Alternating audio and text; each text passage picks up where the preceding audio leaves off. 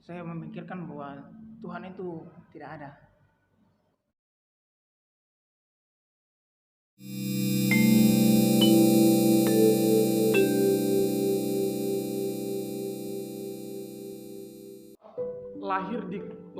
Lahir di keluarga yang broken, punya orang tua tiri tapi akhirnya meninggal dan kecewa juga dengan itu.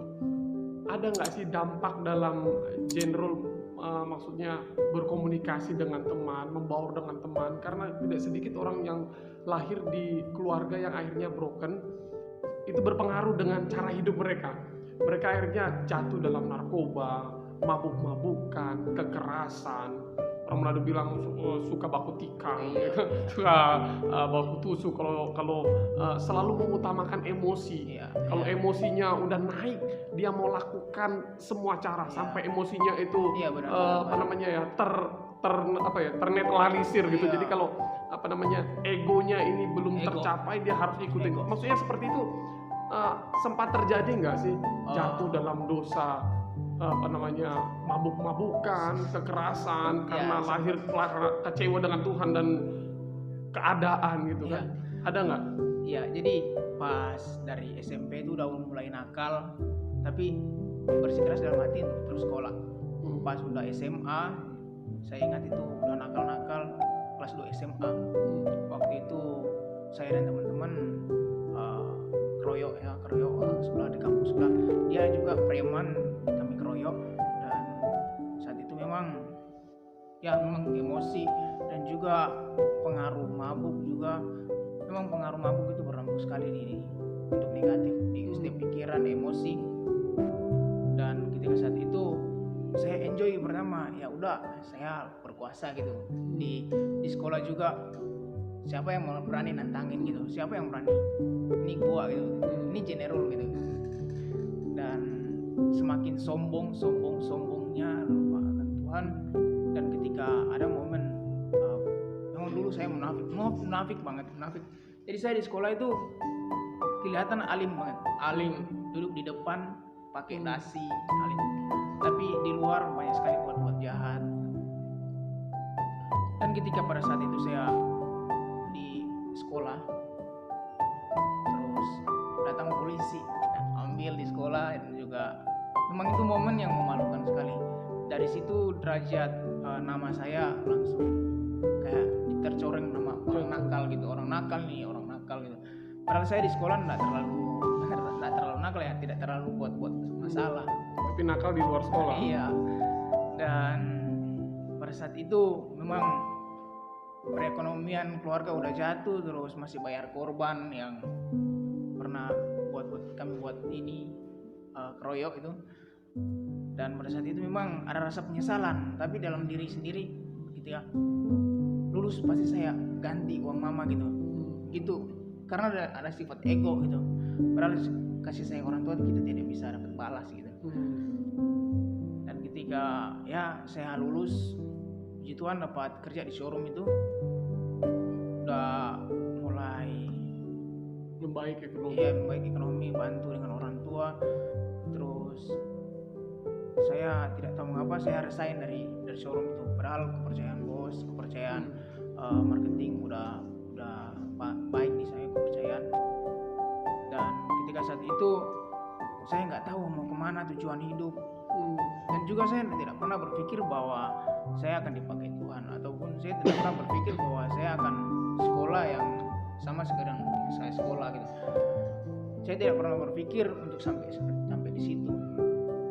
Ada salah satu momen bahwa udah di dalam keterpurukan saya nggak tahu mau kemana, di titik yang paling terendah, di titik yang memang kecewa banget. Ada memang uang banyak, sisa-sisa rasa. Jadi uang banyak itu tidak memberikan kepuasan, tidak memberikan damai sejahtera dalam hidup, bro ya? Tidak. Ada uang, mabuk. Jadi pas ada salah satu itu ulang tahun, kalau di Nado itu sering dirayain dengan teman-teman.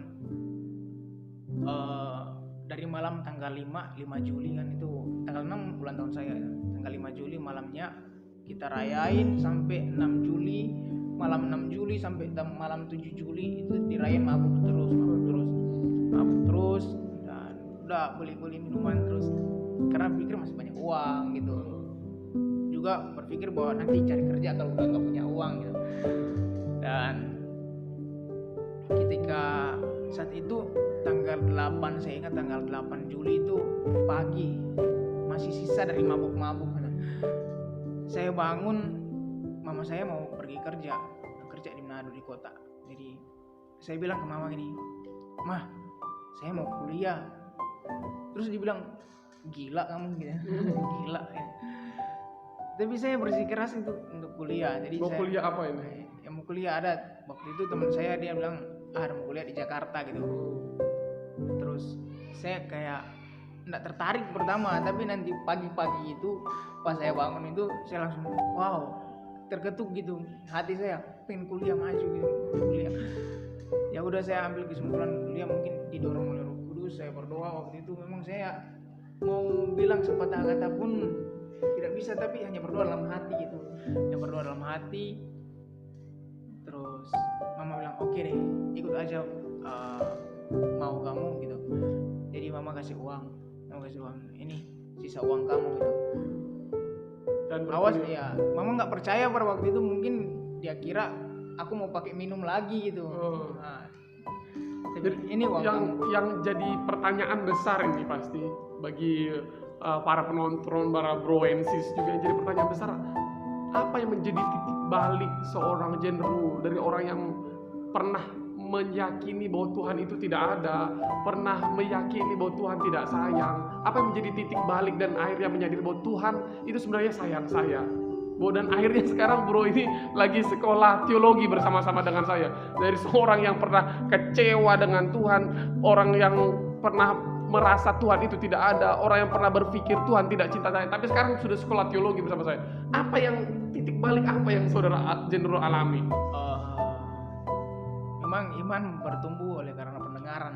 Ya. Tapi itu semua oleh pekerjaan Roh Kudus. Jadi itu semua bukan karena hasil usaha saya sendiri untuk bisa balik ke Tuhan, tetapi Tuhan yang berinisiatif untuk mengangkat saya. Wah, ini keren. Tuhan Bukan kita berusaha datang ke Tuhan, iya, tapi Tuhan yang datang ke kita ya. Iya, luar biasa. Beneran. Jadi Tuhan yang mengangkat.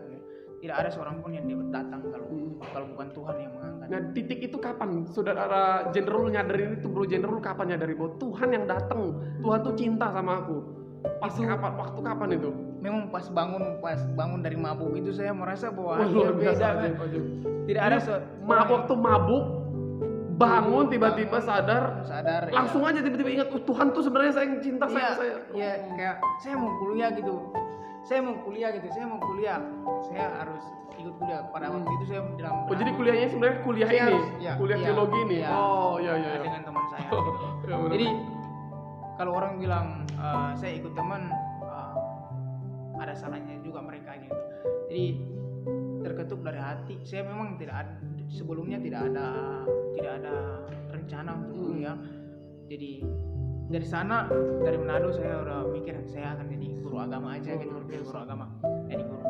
Tapi semenjak saya injak dan mendaftar di sini, saya isi formulir semua, saya ambil teologi.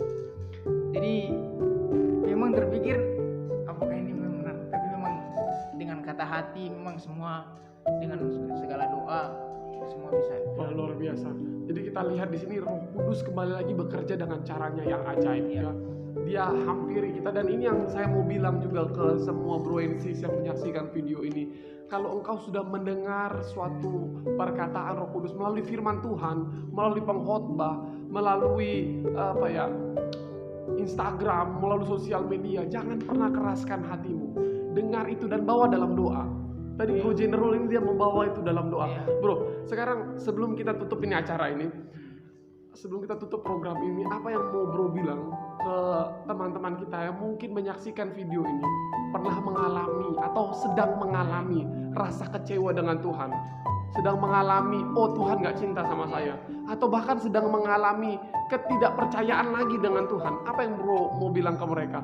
Atau mungkin juga ada teman-teman kita ini yang lahir di keluarga broken home juga, apa yang mau bro bilang ke mereka saat ini? Yang pertama, Tuhan itu cinta saya dan saudara.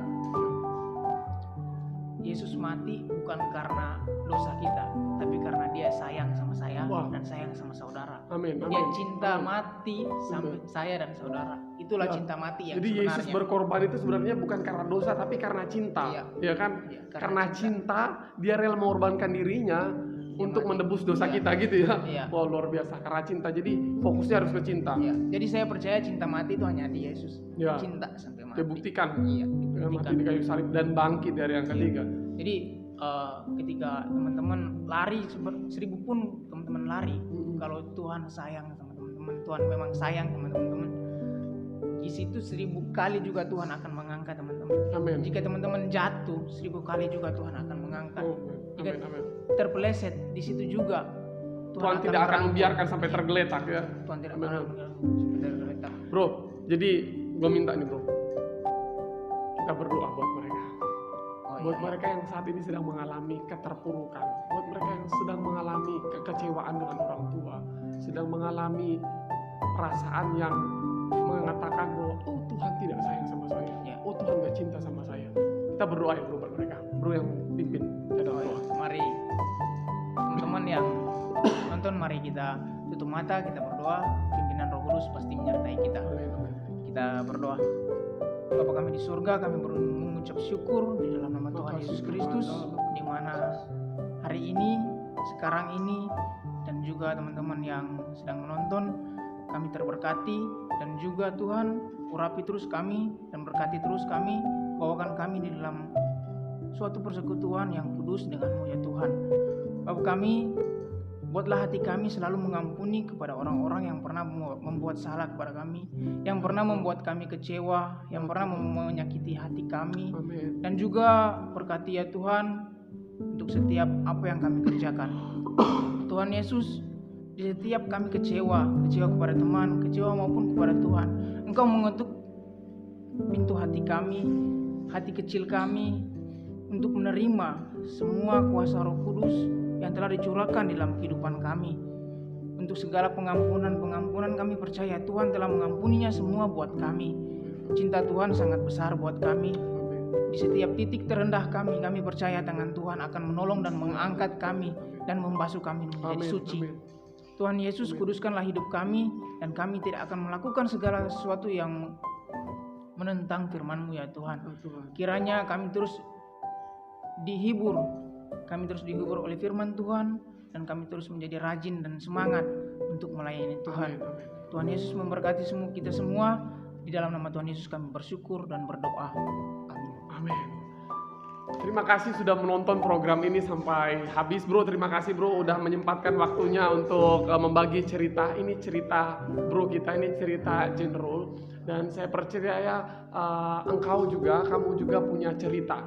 Dan sadarilah, Tuhan mengizinkan kita mengalami hal-hal yang sepertinya buruk dalam hidup ini.